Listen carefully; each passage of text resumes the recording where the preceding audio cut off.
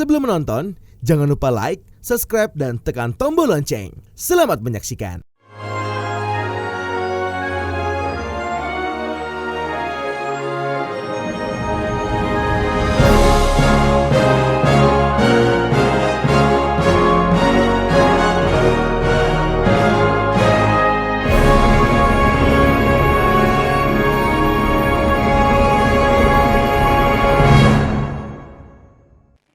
Hai sahabat Eljon dan Pageant Lover, salam jumpa. Kembali bersama saya Yuni Keswandi, Putri Bumi Indonesia 2021 dalam karantina virtual hari keempat Miss Chinese Indonesia 2022, The Spirit of Chinese Culture. Nah sahabat Eljon, tak terasa sekarang kita sudah ada di sesi terakhir pada karantina virtual hari keempat ini. Tapi ya sahabat Eljon dan Pageant Lover semuanya, sesi terakhir ini tidak mengurangi semangat dari para finalis pastinya, karena kita kembali akan mendengarkan materi yang gak kalah hebat dari narasumber pula yang hebat gitu ya, karena pastinya handal di bidangnya begitu. Tapi sebelum Yunike menyambut narasumber yang akan membagikan materi pada sesi terakhir hari ini, Yunike mau cek semangat dulu nih dari para teman-teman finalis ini dengan mendengarkan yel-yel dari mereka. Silakan teman-teman finalis. Halo teman-teman semua, kita mulai ya. 大家好，我们是2022年印尼华裔小姐候选人 Miss Chinese Indonesia 2022 The truly beautiful zona budaya Indonesia. Wow, luar biasa sekali semangat dari para finalis. Dan aku yakin banget, pasti para finalis ini juga sudah sangat antusias untuk mendengarkan materi yang akan dipaparkan oleh narasumber kita yang sudah bergabung bersama kita hari ini, yaitu Dr. Hasan Karman, SHMM. Langsung saja kita sambut Pak Hasan. Halo Pak Hasan, selamat siang. Halo, sudah sore ini. Oh sudah sore Pak, maaf, selamat sore Pak. Ya, sore ya. Apa kabarnya Pak Hasan? Puji Tuhan dalam keadaan sehat, walaupun saya ngos-ngosan mengejar materi ini. Karena saya baru check-in hotel, baru saya setting begini 1 jam, siap gitu loh. Baru lagi keluar kota soalnya. Thank you. Oh wow, luar biasa sekali demi memberikan edukasi dan wawasan yang luas ini buat para teman-teman finalis Miss Chinese Indonesia 2022. Pak Hasan ini rela untuk nyampe di hotel langsung membuat materi. Wow, luar biasa sekali Pak Hasan. Iya. Kalau gitu langsung saja Pak Hasan, boleh silakan dibagikan materinya kepada kita karena kita udah nggak sabar banget nih. Oke, baik. Saya membuat sekitar 8 slides ya untuk menjadi penuntun agar bisa saya memaparkan materi kepada semua adik-adik ini. Ini sebenarnya usianya seumur anak saya juga kali ya, yang masih muda-muda ini. Nah, saya ingin memberikan pembekalan kepada para Miss Chinese ini Indonesia ya, para calon Miss Chinese. Saya nggak tahu nanti siapa yang juara, dengan pengetahuan mengenai Indonesian Chinese ya. Latar belakang ini sebenarnya sih sekarang itu kalau mau tahu itu tinggal klik aja tanya Mbah Google. Tapi kalau nggak ngerti bisa tersesat ya, si Mbah bisa memberikan materi yang mungkin tidak bisa kalian connect. Nah, mungkin dengan orang seperti saya yang sudah berkecimpung di bidang budaya ini ya bisa lebih mengerti ya. Saya akan memberikan mengenai materi ya sekilas saja mengenai tahapan migrasi Tionghoa ke Indonesia. Ini saya sepintas dulu ya. Kemudian saya akan bicara soal akulturasi budaya. Kemudian persoalan atau masalah Tionghoa Indonesia karena masalah politik. Kemudian juga ada tahapan permasalahan Tionghoa Indonesia dan bagaimana solusinya. Terus saya akan memberikan materi juga mengenai 10 tradisi atau nilai luhur budaya keturunan Tionghoa. Festival-festival mengenai Tionghoa dan juga ada karya klasik, 4 karya klasik yang menjadi sebuah pegangan seluruh Chinese di dunia ini ya sebagai acuan untuk mengerti budayanya. Saya akan ngomong mengenai sekilas tahapan migrasi Tionghoa Nusantara. Nah, ada beberapa tahapan yang terjadi mengenai kedatangan orang Tionghoa ke Nusantara pada waktu itu, sebelum Nusantara menjadi Indonesia. Migrasi yang pertama, yang secara sporadis ya, tidak dalam kelompok besar, ini sudah ada sejak zaman dinasti Han. Dinasti Han itu ada di sekitar tahun 206 sebelum Masehi sampai 220 Masehi. Nah, kenapa sejak dinasti Han itu sudah ada? Karena banyak bukti-bukti penemuan keramik kuno dari Tiongkok ya di berbagai daerah di Indonesia. Ya, ada kapal yang tenggelam, kemudian diangkat, keramik-keramik zaman dinasti Han itu ada di Nusantara ini. Ya. Jadi pada masa itu sudah terjadi persinggahan, tetapi masa itu namanya juga masa kuno ya. Kapal-kapal itu berlayar berdasarkan angin. Angin bertiup, mereka pakai layar. Nah, mereka harus menunggu musim-musim ketika angin bertiup secara benar untuk mengarah kemana tujuan mereka. Ketika musim-musim angin tidak bertiup yang bisa membawa kapal mereka untuk berlayar, mereka berhenti di Nusantara. Itu periode yang pertama, sporadis, tidak banyak. Dan mereka tidak menetap, hanya tinggal sebentar kemudian berlayar lagi. Nah, kemudian ada satu tahapan kedatangan yang cukup besar, yaitu pada tahun 1293. Ini pada masa dinasti Yuan. Dinasti Yuan itu adalah dinasti di mana yang berkuasa di Tiongkok adalah orang Mongol. Pada masa itu, Kaisar Kubilai Khan yang memegang kekuasaan. Waktu itu dia ingin di Jawa ini, Jawa Dwipa namanya ya. Satu raja yang terkenal yang diketahui di Tiongkok yaitu Raja Kartanegara dari Kerajaan Singosari untuk takluk kepada dia, Kubilai Khan-nya ini. Nah, dia mengirim utusan kepada Raja Kartanegara agar mau takluk, kemudian setiap tahun mengirimkan upeti sebagai tanda takluk. Tetapi ketika utusan Kaisar Kubilai Khan ini sampai di Singosari, Raja Kartanegara malah mengusir utusan itu dan memberikan potongan di mukanya, diiris. Dan kabarnya konon cerita itu, kupingnya dipotong dan disuruh pulang, diusir. Ketika sampai di Tiongkok, utusan ini melapor, ngamuklah Kubilai Khan. Kemudian Kubilai Khan men-setting pasukannya untuk dikirim ke Singosari dengan tujuan untuk menghukum Kartanegara. Pada tahun 1293, pasukan itu sampai dan mendarat di Tuban, kemudian masuk ke Singosari. Tetapi pada masa itu Raja Kartanegara sudah tumbang, ya, sudah dijatuhkan oleh Raja Jayakatwang. Dan ada menantunya yang bernama Raden Wijaya. Raden Wijaya yang cerdik dan cerdas memanfaatkan pasukan Kubilai Khan ini untuk menyerang Kartanegara. Singkat cerita, Raja Kartanegara berhasil dibunuh, kemudian Raden Wijaya yang berkuasa. Pada saat itu, pasukan Kubilai Khan yang masih babak belur habis perang tentu tidak siap. Raden Wijaya melakukan serangan kepada pasukan ini. Kemudian di dalam kepungan itu, Raden Wijaya menawarkan opsi pilihan. Kalau mau takluk kepada saya, ya, saya akan memberikan nyawa kepada kalian, tetapi kalian harus mengabdi kepada saya. Pada masa itu terpecah 3 kelompok. Ada yang mau takluk kepada Raden Wijaya, mengikuti dia, yang kemudian mendirikan kerajaan Majapahit yang kita pelajari di sejarah itu.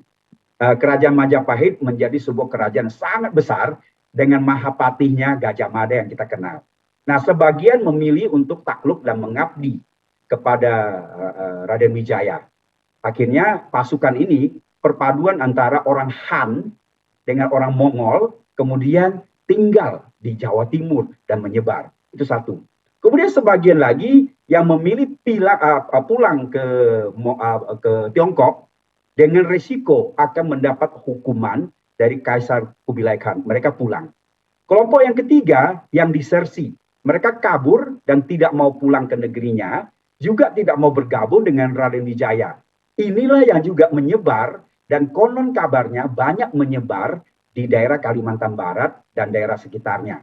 Nah, kita bisa melihat pada abad ke-13 itu ada pasukan atau orang dari Tiongkok yang cukup besar akhirnya menetap di Indonesia atau Nusantara pada masa itu. Kemudian setelah dinasti Yuan ini tumbang, ada armada yang sangat besar yang dipimpin oleh Laksamana Cheng He, gitu ya, pada dinasti Ming yang pernah 7 kali melakukan ekspedisi ke Nusantara, ya. Dan ini mereka mampir di Malaka, mampir di Sumatera Selatan, Palembang, mampir di Jawa Tengah, Semarang yang ada Sampokong itu, dan lain sebagainya, dan banyak daerah lain. Ini juga membawa banyak pasukannya untuk kemudian tinggal menetap di Indonesia, Nusantara. Ya, ini saya cerita tahapannya dulu. Kemudian sebagian memang mengadakan perjalanan, tapi sebagian ada yang tinggal menetap dan tidak kembali lagi ke negeri Tiongkoknya. Dan kebanyakan mereka memang pada masa itu tidak membawa perempuan atau istri dalam perjalanan. Karena dalam tradisinya ketika mereka berlayar tidak boleh membawa perempuan. Ada keyakinan atau kepercayaan bahwa kalau membawa perempuan dalam pelayaran yang tidak jelas tujuannya kemana, kalau sampai membawa perempuan selain bahaya juga bisa membawa sial katanya ya. Itu sih kepercayaan, believe it or not gitu. Sehingga tidak ada perempuan sama sekali.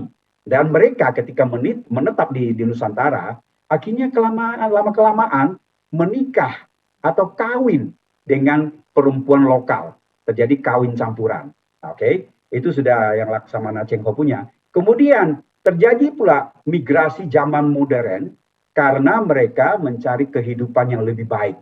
Misalnya berdagang atau kemudian menetap, ya, membuka lahan. Lagi-lagi zaman modern ini ketika mereka berlayar tidak membawa istri. Tidak membawa istri. Awalnya mereka mengawini juga perempuan lokal. Kemudian ada keturunannya ini yang pertama, kedua, lama-lama menjadi ya kita tidak tahu lagi apakah mereka masih disebut pribumi atau non-pri pada masa itu ya. Yang jelas pada masa itu belum ada negara kesatuan Republik Indonesia, belum terjadi. Nah ini sudah tahapan-tahapan itu. Jadi selama berabad-abad, interaksi yang terjadi antara orang-orang keturunan Tionghoa dari negeri Tiongkok itu, kemudian melahirkan berbagai harmonisasi, kolaborasi, akulturasi, ya, sinergi dan lain sebagainya, dan berbagai hal-hal positif lainnya. Kita akan lihat interaksi yang berabad-abad itu akhirnya melahirkan apa yang disebut akulturasi budaya. Akulturasi itu artinya proses perpaduan dua budaya atau lebih, kemudian melahirkan budaya yang baru tanpa sama sekali menghilangkan unsur-unsur budaya lamanya. Ya, jadi ada 2 atau 3 ya budaya, dia terjadi akulturasi, percampuran, dan melahirkan budaya yang baru, tetapi ciri-ciri khas budaya lamanya itu masih ada. Nah, sekarang saya berikan beberapa contoh secara singkat. Apa itu yang menghasilkan hasil akulturasi budaya yang ada di Indonesia itu apa saja? Misalnya yang pertama, arsitektur bangunan. Ini banyak kita lihat di Jawa Tengah, di Lasem misalnya, di Rembang misalnya. Banyak bangunan yang sekarang tertinggal gitu ya, bangunan tua yang memiliki pagar bertembok tinggi segi 4 bentuknya. Ini adalah perpaduan bangunan Tiongkok, kemudian dia blended dengan budaya lokal, kearifan lokal, sehingga menimbulkan akulturasi itu. Itu salah satu contoh. Di Semarang juga banyak. Itu salah satu contoh ya. Kemudian akulturasi kuliner, ini apalagi yang disebut lontong cap gome ya. Ini banyak di Jawa Timur dan sekarang menyebar di mana-mana. Kemudian ada yang disebut bakso. Bakso itu bahasa Hokkien ya. Dari kata bak dan so ya, artinya bak itu kan daging. So itu adalah daging yang dihancurkan kemudian dihaluskan dibentuk jadi bulat-bulat gitu ya. Nah, belum lagi soal kue tiaw, capcay, ya nasi goreng dan sebagainya. Kemudian soal kesenian di Betawi, ya di Jawa, misalnya di Jawa, Jawa Timur terutama, ada yang disebut wayang potehi. Wayang boneka yang terbuat dari kain dan kemudian mereka main masukkan di dalam tangan ya. Kemudian ada ucapan narasi suara yang mengisi suara dubbing itu, bonekanya bermain. Itu wayang potehi. Kemudian ada barongsai. Barongsai ini sebenarnya melahirkan beberapa akulturasi budaya. Kalau ada yang berasal dari Jawa Barat misalnya, pasti mungkin tahu sisingaan. Sisingaan yang katanya berasal dari Subang, bentuk singa yang diarak. Kemudian biasanya ada satu anak kecil atau mungkin ada tokoh tertentu yang diarak ya dengan singa itu. Sisingaan menurut dugaan saya adalah akulturasi budaya dengan budaya Tionghoa. Kemudian di Jawa Timur, Ponorogo ada yang disebut reok. Reok Ponorogo. Itu juga bentuk kepala singa yang dimainkan dengan luar biasa, berpadu dengan budaya lokal, kemudian menciptakan budaya baru ini. Ya, kemudian di Bali, ada yang dikenal dengan barong Bali. Itu juga bentuk singa. Coba kalian perhatikan. Hewan singa itu ada di Indonesia enggak? Di Asia Tenggara rasanya tidak ada singa ya. Itu ada dari Afrika. Nah, dari mana bisa dikenal singa-singa bentuk singa mainan ini? Karena jauh sebelumnya barongsai ada berasal dari negeri Tiongkok. Ya. Kemudian ketika orang Tionghoa menyebar kemana-mana, sangat mungkin kebudayaan atau kebiasaan main barongsai ini juga dibawa. Dan ketika tiba di suatu daerah, itu dimainkan, kemudian terjadi suatu akulturasi. Oke, itu barongsai. Di Betawi misalnya, ada yang disebut gambang kromong. Ini permainan musik yang menggunakan alat dari negeri Tiongkok yang mereka sebut tehian, ya, kongahian, dan sukong. Ini adalah alat musik dari negeri Tiongkok. Kemudian dicampur dengan gendang, kempul, gong, kecrek, ningnong, gitu ya, bahasa Betawi ya, gong enam dan lain sebagainya, muncullah musik gambang kromong. Ini orang di Tangerang pasti tahu ini. Ya. Berikutnya lagi. Akulturasi budaya mengenai gaya berpakaian atau busana. Batik lasem. Banyak motif-motif yang asal-usulnya adalah berdasarkan motif yang ada dari negeri asalnya di Tiongkok. Di Rembang, Jawa Tengah, ya, dengan motif-motif yang luar biasa. Ada motif naga, kembang, dan sebagainya. Hasil perpaduan atau akulturasi ini menciptakan batik yang luar biasa. Dan konon ceritanya, pembatikan itu aslinya adalah dari negeri Tiongkok. Nah, ini banyak riset mengenai itu. Contoh lain, baju koko yang kerahnya kayak orang bilang kerah Shanghai itu, aslinya awalnya adalah digunakan oleh orang Tionghoa Muslim. Tadinya dia pakai koko. Karena berpadu dengan masyarakat lokal, akhirnya baju koko itu diterima sebagai kemeja Muslim pria. Gitu. Kelihatannya interaksi yang berabad-abad itu kita tidak hanya melihat itu sebagai hasil yang positif saja ya, misalnya harmonisasi yang luar biasa, kerjasama atau sinergi, kolaborasi dan akulturasi budaya, tetapi juga ada masalah. Ada beberapa masalah yang saya identifikasi di zaman modern ketika Indonesia sudah merdeka. Pada masa Orde Lama, mungkin kalian belum lahir ya, saya sih sudah lahir. Ada suatu peraturan yang disebut PP nomor 10 tahun 1959 tentang larangan bagi usaha perdagangan kecil dan eceran yang bersifat asing di luar ibu kota swatantra tingkat 1 dan tingkat 2 serta karesidenan. Ini masih pakai tulisan ejaan lama ya.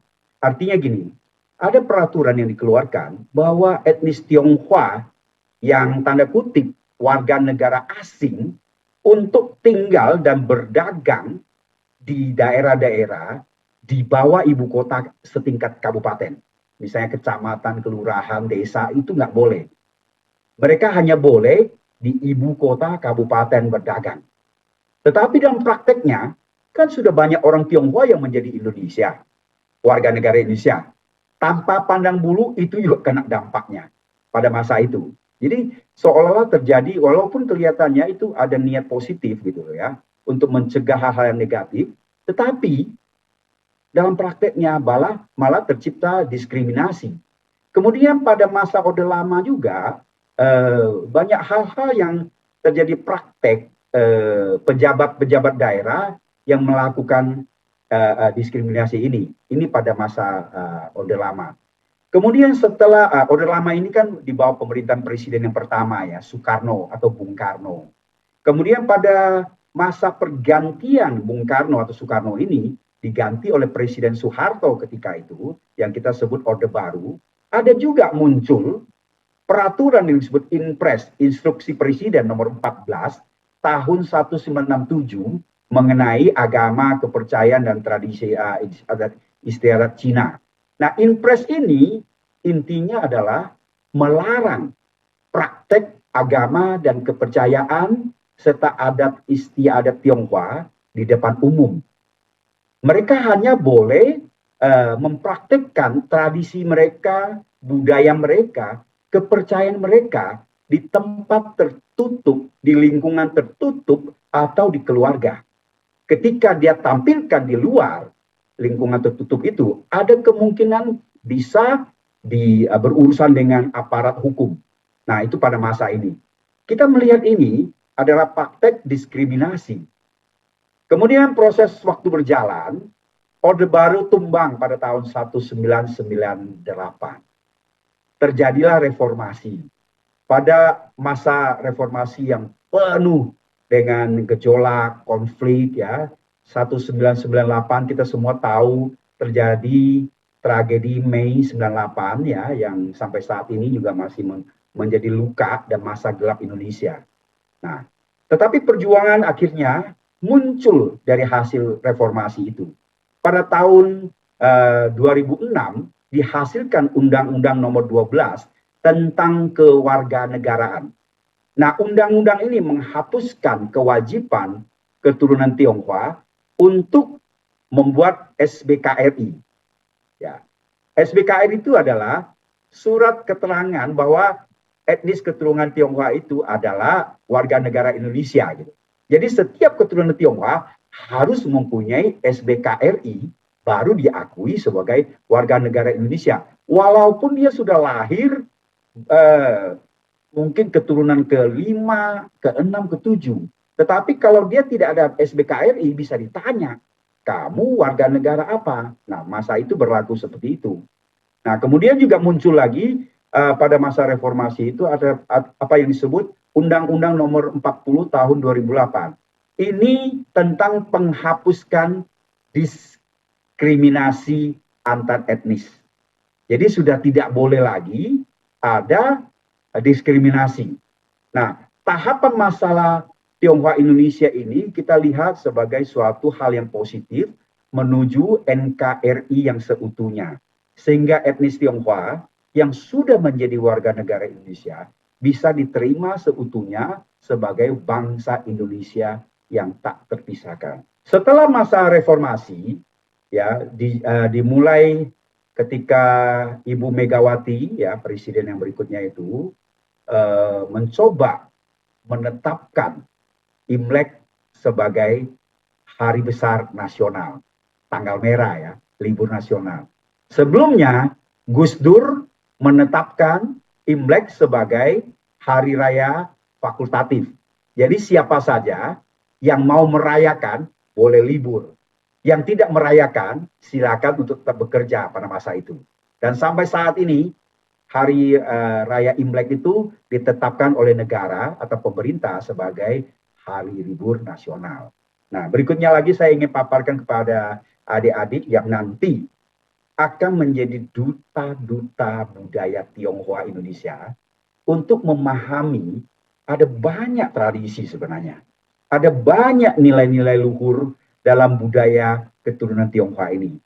Dan sebagai warga negara Indonesia yang seutuhnya ini, apa yang dibawa oleh etnis Tionghoa yang sudah menjadi orang Indonesia ini sebenarnya merupakan sebuah kontribusi, merupakan sebuah aset yang kita sumbangkan kepada bangsa dan negara ini sebagai bagian yang makin kaya, memperkaya budaya Indonesia.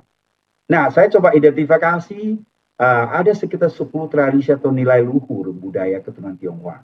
Misalnya, menghormati leluhur. Kalian pasti sudah tahu ya, leluhur ya. Sekarang kita orang Tionghoa Indonesia banyak yang beraneka agama, ada Islam, ada Kristen Katolik, yang Buddha juga tetap ada, yang Konghucu juga ada, mungkin agama lain juga ada. Tetapi dalam tradisi tetap menghormati leluhur. Terus budaya atau tradisi Tionghoa itu mengajarkan untuk berbakti kepada orang tua dan orang-orang yang kita hormati. Terus mengajarkan rukun dengan tetangga, nggak boleh ada konflik, mengalah dan lain sebagainya, hidup damai dan sebagainya. Juga menjunjung tinggi kesetiakawanan. Kemudian juga di dalam kehidupan harus ada semangat untuk berusaha dan bersatu. Juga harus rajin dan tekun. Makanya banyak orang yang bertanya, kenapa orang Tionghoa mempunyai karakter seperti itu? Karena ini merupakan tradisi dan nilai luhur yang sudah turun-temurun. Ya, berikutnya lagi yang ketujuh, dia ulet, kuat, dan tabah. Tahan banting gitu ya. Dan kemudian jago dalam mengembangkan usaha. Orang Tionghoa itu punya filosofi di dalam tradisi mereka, tidak gampang patah semangat, tidak gampang puas. Ya, kalau bisa kerja, kalau dia mampu, sehari 24 jam pun dia kerja.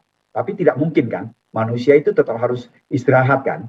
Oleh sebab itu, mereka mengembangkan usaha sampai sangat maju, sehingga diwariskan kepada keturunannya dan selanjutnya gitu ya. Kemudian mereka juga hemat dan jujur. Hemat bukan pelit tuh ya, tapi hemat itu adalah dia bisa menyisihkan sebagian hasil ini untuk mencegah hal-hal atau mengatasi hal-hal kebutuhan di kemudian hari. Jadi semuanya tidak langsung di-expense ya, dibiayain, dihabiskan dari hasil yang dia peroleh. Kemudian juga jujur. Zaman dulu kejujuran ini menjadi sebuah hal yang sangat dijunjung tinggi. Ya, kemudian yang terakhir, mencintai tanah air. Dan saya harap kalian nanti tak ada satupun yang tidak mencintai Indonesia kita ini. Sebentar lagi kita akan merayakan 17 Agustus ya, hari ulang tahun kemerdekaan kita yang keberapa? 77 ya. Ingat itu, kita harus mencintai tanah air kita. Nah, saya juga ingin menjelaskan kepada kalian bahwa sebenarnya dalam tradisi dan budaya orang Tionghoa itu, yang kalian perlu perhatikan, banyak hari raya, hari besar, atau juga dalam bahasa Inggris yang disebut festival, yaitu sinonim lah. Festival, hari raya, kemudian perayaan lah, hari besar lah, dan sebagainya kurang lebih sama. Saya mencoba meliskan 8 festival yang banyak atau masih sering dirayakan atau dipraktekkan di Indonesia oleh orang keturunan Tionghoa. Yang pertama tentu kalian pasti tahu apa yang disebut Tahun Baru Imlek. Festival musim semi. Dalam bahasa Mandarinnya, Chun Jie. Chun itu musim semi. Jie itu perayaan atau festival. Kemudian yang kedua, ya, Hari Cap Gome, yaitu hari ke-15 setelah Tahun Baru Imlek. Biasanya bahasa Inggris maksudnya apa? Lantern Festival atau Festival Lentera. Dalam bahasa Mandarinnya disebut Yuan Xiaojie, ya. Kemudian festival yang ketiga, ini yang sering kita sebut Cengbeng, ya, Qingmingjie. Biasanya perayaan ini adalah hari yang ditetapkan untuk pergi ke makam orang tua, saudara, leluhur, kemudian dilakukan sembahyang untuk mengenang ya leluhur atau orang tua kita yang sudah meninggal. Sebenarnya ini adalah suatu hal yang positif bahwa walaupun sudah tidak ada, kita tetap mengenang mereka. Ini hal-hal yang positif saja.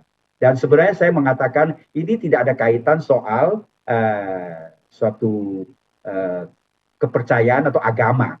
Baik-baik saja, kita tinggal melihatnya dari sisi apa. Kemudian hal yang keempat, yang sering bahasa Inggris menyebutnya Dragon Boat Festival, Festival Perahu Naga atau Pecun dalam istilah lokal yang sering digunakan dari bahasa Hokkien ya. Pecun, Pecun itu artinya mendayung sampang ya, atau bahasa Mandarinnya Tuan Wuji. Ini mengenang salah satu tokoh ya yang bernama Qu Yuan yang berkorban demi negara, menunjukkan kesetiaannya. Dia melompat ke sungai sebagai tanda prihatin karena kaisar tidak mau mendengarkan dia.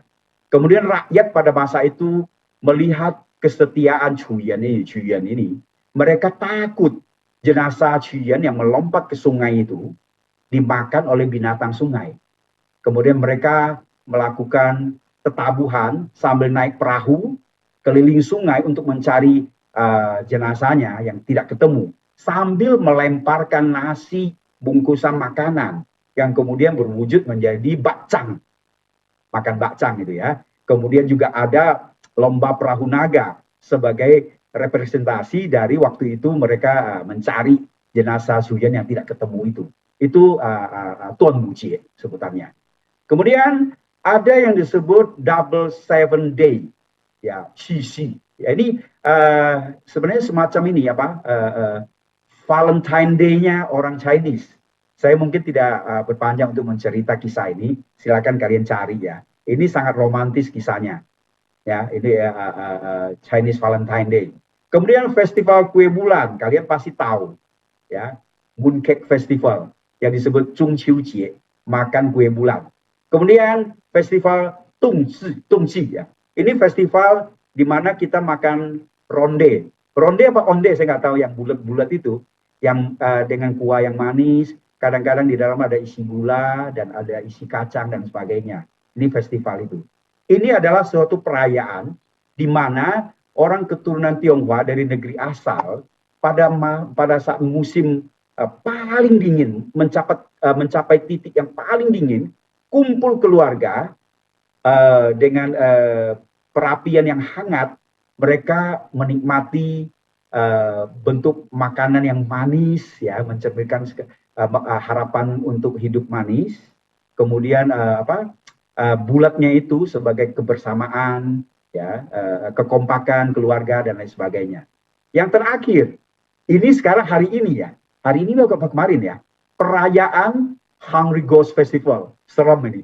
Kalau sering melihat film Hong Kong yang pernah cerita tentang kisah festival ini, Hungry Ghost Festival ini, pasti punya satu ingatan ini serem nih. Karena katanya pada waktu itu pintu neraka, inciennya dibuka, dan roh-roh yang tidak dirawat, tidak pernah disembayangi oleh anggota keluarganya yang hidup di dunia ini, akan diberi izin untuk keluar sebentar dan diberi sesajen gitu. Itulah sebabnya di kelenteng-kelenteng atau di komunitas Tionghoa yang banyak, seperti mungkin di Medan atau di Kalimantan Barat, ada upacara yang disebut sembayang rebut. Banyak makanan sesajen itu yang menurut dengan mengikuti komando gitu ya, setelah sembayang itu diperebutkan oleh masyarakat.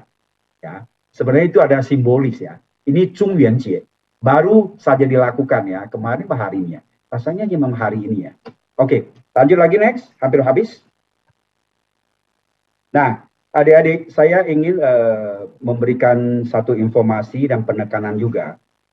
Kalau sebagai keturunan Tionghoa, kalian belum sungguh-sungguh memahami apa isi atau kandungan budaya Tionghoa, kalian boleh mencari referensi atau berusaha membaca 3 mahakarya klasik Tiongkok yang sebenarnya mencerminkan budaya dan tradisi orang Tionghoa. Sebenarnya mengatakan bahwa 3 mahakarya klasik ini Tiongkok ini sebagai acuan untuk memahami orang Tionghoa, itu orang Barat, ya, orang bule. Orang bule mencoba memahami orang Tionghoa. Bagaimana caranya? Ya, di masa lalu banyak sekali ilmuwan, pakar-pakar dari Eropa, orang Barat, mempelajari sejarah dan mempelajari budaya orang Tionghoa untuk memahami budaya Tionghoa. Dan mereka mendapatkan bahwa 4 karya klasik ini ketika dipelajari bisa mengetahui orang Tionghoa itu seperti apa. Yang pertama adalah kisah tentang roman 3 negara, Samguo Yanji, atau biasa orang bilang kisah Samkok. Ini sudah sering difilmkan. Di dalam roman 3 negara ini, Samguo Yanji ini, cerita Samkok ini, muncul banyak sekali karakter-karakter pahlawan, ya, kesetiaan, juga orang jahat, pengkhianat, dan lain sebagainya. Itu menggambarkan kebiasaan atau karakter orang Tionghoa. Ini ada di kisah ini. Terlalu banyak tokoh yang menggambarkan variasi orang Tionghoa itu seperti itu. Kemudian, kisah yang kedua yang menjadi acuan adalah Sui Hu Chuan. Sui Hu Chuan atau diterjemahkan dalam bahasa Indonesia, kisah batas air. Dalam kisah ini tercatat ada 108 pahlawan yang menentang kezaliman. Mereka sendiri dizalimi, mereka sendiri dianiaya, padahal mereka orang benar dan membela keadilan. Nah, dalam kisah ini kita bisa mempelajari filosofi dan apa yang ada di dalam karakter budaya orang Tionghoa yang sangat menjunjung tinggi kebenaran dan kepahlawanan. Nah, orang bule, orang Barat mempelajarinya. Setelah mempelajarinya, dia pun bisa memahami apa kira-kira karakter kebajikan orang Tionghoa. Ya, kalau kalian pernah dengar kisah mengenai Wusung, ya Wusung itu yang membunuh harimau dengan tangan kosong itu, ada di dalam kisah ini dan seterusnya ya. Nah, kemudian kisah yang kedua yang menjadi acuan adalah Xiuji. Ini kisah tentang Sun Wukong ya. Kalau orang bilang ya raja monyet gitu ya, raja kera, Sun Wukong, ini ada di dalam Xiuji. Dalam kisah perjalanan ke barat katanya ya. Kenapa barat? Karena India merupakan sumber atau tempat lahirnya agama Buddha. Jadi mereka ke barat untuk mengambil kitab suci Tripitaka, kitab suci agama Buddha. Dan ketika mereka berangkat dari negeri Tiongkok sampai ke India, terjadi begitu banyak peristiwa, perjalanan yang berat ya. Di dalam kisah itu diceritakan mereka ketemu orang jahat, siluman, lain sebagainya. Dalam kisah ini, orang bisa mempelajari apa kepercayaan tradisional orang Tionghoa. Ya, di situ digambarkan. So, hantu, siluman, kepercayaan, dewa-dewi ada di dalam ini. Nah, orang bule ketika membaca ini, oh, dia mendapat gambaran, oh, kepercayaan orang Tionghoa itu yang tradisional ini seperti ini. Gitu. Yang terakhir adalah Hong Lou Mung, kisah impian, pavilion merah.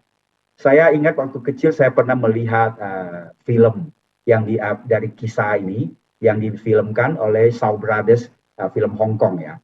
Di dalam kisah keempat ini digambarkan bagaimana catatan masa lalu tentang kehidupan sistem feodal di Tiongkok. Orang menikah harus dijodohkan. Tanpa restu dari orang tua, tidak boleh seseorang itu menikah.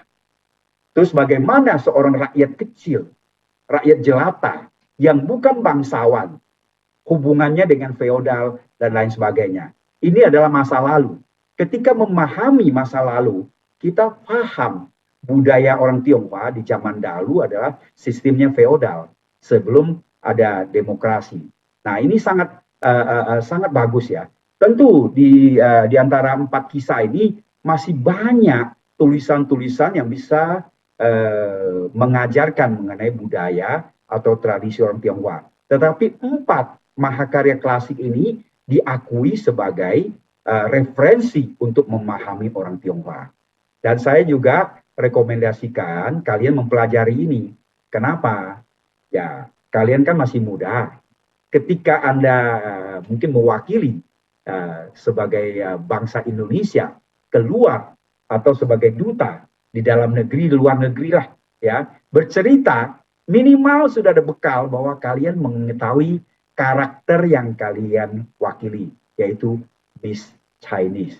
Saya kira mungkin pembekalan saya hanya sekilas pembekalan, ya, yang tidak panjang-panjang, karena waktu kurang lebih 1 jam itu tidak memungkinkan saya untuk memaparkan detail. Tapi silakan di-share saja poin-poin ini supaya kalian nanti tahu. Dan untuk lebih detail, silakan kalian cari literaturnya.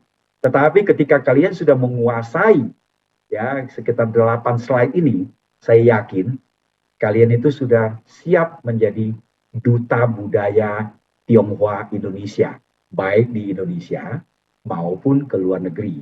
Tentu jangan lupa, fahami juga budaya-budaya lokal, budaya-budaya Indonesia. Berapa jumlah kepulauan Indonesia, berapa suku bangsa Indonesia, bagaimana sejarahnya dan lain sebagainya, kalian harus kuasai. Tetapi basic mengenai ketionghoaan Indonesia, kalian kuasai dulu. Sehingga terjadilah sinergi, wawasan, dan pengetahuan kalian untuk menjadi duta Miss Chinese Indonesia. Saya kira itu kurang lebihnya. Saya kembalikan kepada moderator. Mungkin bolehkah izin saya bertanya dulu ya kepada Pak Hasan? Selamat sore Pak Hasan, saya Felita, finalis nomor 5. Tadi kita sudah membahas tentang akulturasi, festival, tradisi, dan budaya-budaya Tionghoa Indonesia. Sangat bermanfaat sekali ya Pak. Namun saya punya satu pertanyaan untuk Bapak nih. Adakah satu saja akulturasi budaya Tionghoa di Indonesia yang sangat amat unik menurut Bapak, namun zaman sekarang sudah sedikit sekali yang melestarikan dan mempromosikan? Sekian, terima kasih. Coba kata kuncinya apa tadi? Satu akulturasi Tionghoa di Indonesia yang sangat unik. Ya, sebenarnya sih kalau yang secara spesifik unik, saya pikir tidak boleh dikatakan unik lah. Karena ketika sudah menjadi sebuah akulturasi budaya, itu berarti sudah diterima oleh pihak-pihak yang melahirkan akulturasi itu. Dan kalau saya boleh memilih, saya akan memilih batik. Yang saya pakai ini adalah batik. Ya, batik dengan motif awan dan naga. Ya. Ini ya. Itu jelas adalah akulturasi budaya dan sudah diakui oleh UNESCO sebagai warisan budaya Indonesia. Oke? Unik juga ya, unik ya. Tetapi ada pihak lain seperti Malaysia, mereka juga mengklaim bahwa batik itu punya mereka. Sebenarnya yang mana gitu loh. Ya sebenarnya kalau kita mau jujur, memang kita dulu yang meng-create ini. Dan teknik pembatikan itu sudah sangat kuno dan ada dari negeri Tiongkok. Dan kita percaya ketika kedatangan Tionghoa ke Nusantara, budaya ini, kebiasaan membatik ini dibawa ke Nusantara. Motifnya bisa motif asli dari sana, sebenarnya misalnya ini naga gitu ya, awannya.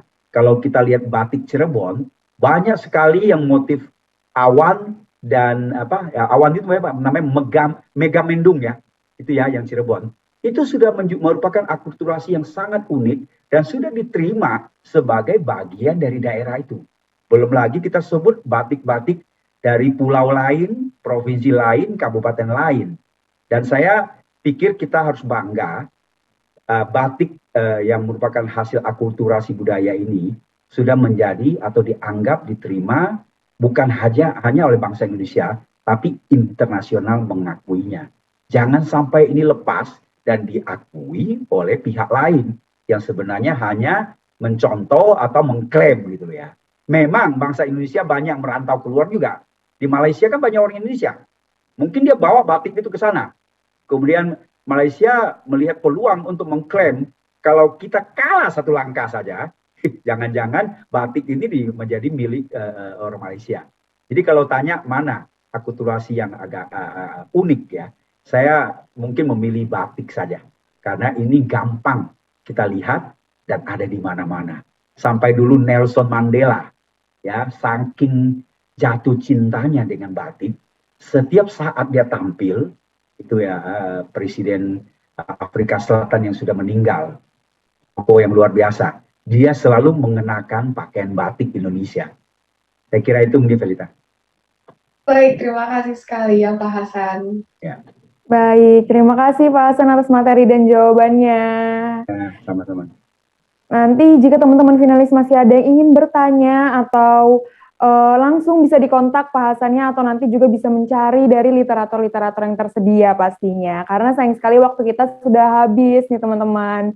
Gitu, Pak Hasan, untuk sebelum kita mengakhiri sesi kita Pak, izin Pak untuk kita mengabadikan momen ini dengan berfoto ya Pak. Ya, silakan.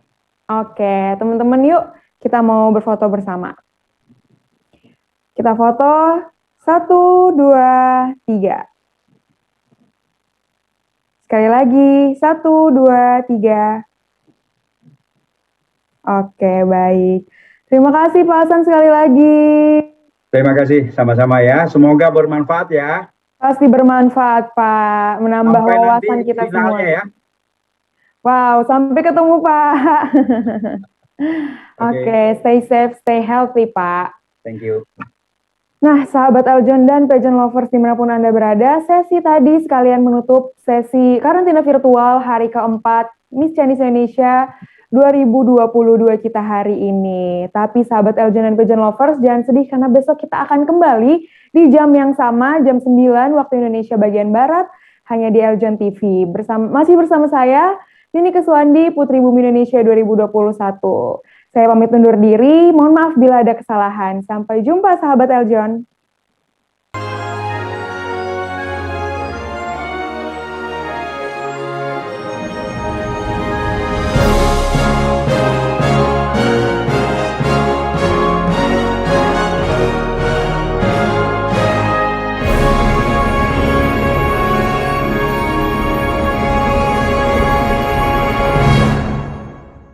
Hai sahabat Eljon, saya Yuni Keswandi, Putri Bumi Indonesia 2021. Terima kasih sudah menonton videonya. Jangan lupa klik tombol like dan subscribe ya.